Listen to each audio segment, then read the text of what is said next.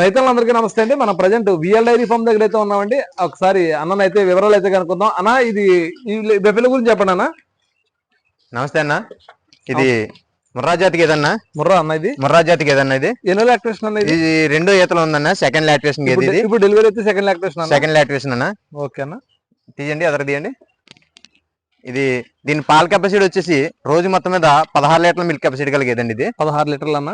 14 నుంచి 16 లీటర్ల milk capacity కలిగేదండి.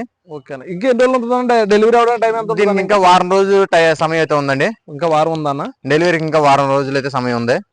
Okay అన్న, మీరైతే చూసుకోవచ్చండి. బాడీ సైజ్ కానీ క్వాలిటీ కూడా చూసుకోవచ్చండి. టాప్ క్వాలిటీ ముర్రా అండి.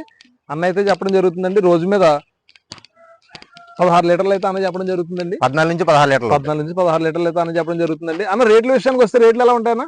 మన దగ్గర రేట్ల విషయాలు వస్తే మన దగ్గర గేదెలు 90,000 నుంచి స్టార్ట్ అయ్యి 1,40,000 వరకు ధరలు అయితే ఉన్నాయండి. 1,40,000 వరకు ఉంటుంది. ఇది ఎంత పడుతుంది అన్న?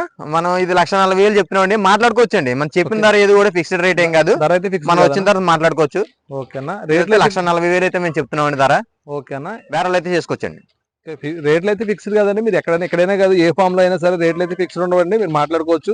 అంటే మిల్కింగ్ కెపాసిటీని బట్టి, బ్రీడ్ని బట్టి రేట్లు అయితే ఉంటాయండి.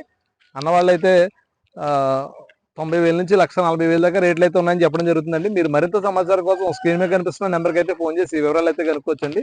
Thank you very much.